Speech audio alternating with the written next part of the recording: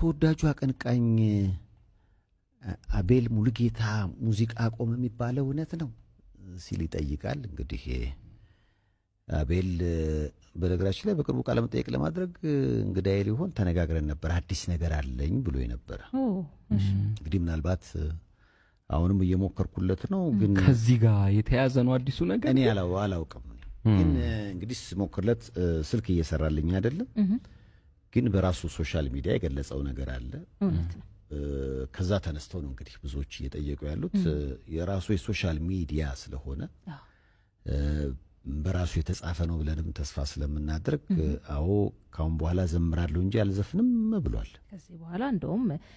ከዚህ በኋላ በዘፈን ዓለም የለሁም በሚል ርዕስ ነው እንደውም ፌስቡክ ገጹ ላይ ከሰዓታት በፊት መልእክቱን የገለጸውና ምናልባት ከዚህ በፊት የነበረበት የሙዚቃ ዓለም እጅግ በጣም እንደውም ደቆሻሽ አድርጎ እንደሚጠቅስና ከዚህ በኋላ መጽሐፍ ቅዱስ ላይ እንደውም ያለውን ወደ ተፋቱ እንደማይመለስ አይነት የሚለውን መጽሐፍ ቅዱስ ቃል አንስቶ ከዚህ በኋላ ወደዛ አልመለስም ወደ ሙዚቃ ዓለም አልመለስምና ከዚህ በኋላ በመዝሙር ወደ መንፈሳዊ ዓለም በደንብ ቀርባለሁ መንፈሳዊ ስራዎችንም እሰራለሁ ብሎ ነው በፌስቡክ ገጹ ላይ ረዘም ያለ ጽሁፍ ነው የጻፈውና ለበርካታ ዓመታት እንግዲህ አልበም የሰራባቸውንም አመታቶች አንስቷል። 2003 ላይ በርካታ ጊዜያት አልበሞችን ሰርቷል። እንግዲህ ከዚህ በኋላ ምናልባት የሱ አድናቂዎችና ወዳጆች የሆኑ ሰዎች ሰርቶ በለቀቃቸው አልበሞች ናቸው እንጂ እያደመጡ የሚዝናኑበት ከዚህ በኋላ እኔ በዘፈን ዓለም አልኖርም ወደ መንፈሳዊ ዓለም መጥቻለሁ ምናልባት በዘማሪዎች ይሆናል ከዚህ በኋላ የኔን ድምጽ የምትሰሙት የሚል ይዘት ያለው ነገር ነው እንግዲህ በማህበራዊ ሚዲያ ገጹ ላይ ያሰፈረው። እንግዲህ ከሰሞኑ በርካታ የጥበብ ባለሙያዎች ሃይማኖት የመቀየር ነገር ማለት ይቻላል ከኪነ ጥበቡ የመራቅ ነገር የታየ ነው። እንግዲህ የ632 አንድ ላይ ስለመጣ ነው።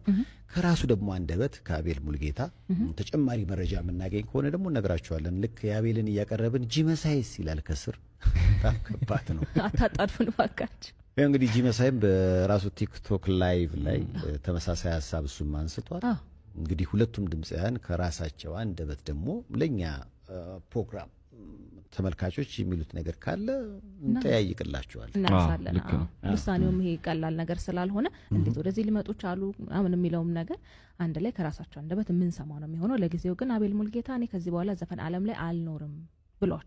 ሞቼ ሳለው ባጣት በበደል በስራይ በመስቀሉ ቤዛ ደሞ አነሳኝ በትንሣኤ ላሳድር ተልኬ ለወግራቸው በድንጋይ ሐሳቤን ቀየረው የኔ ጌታ መንገድ ላይ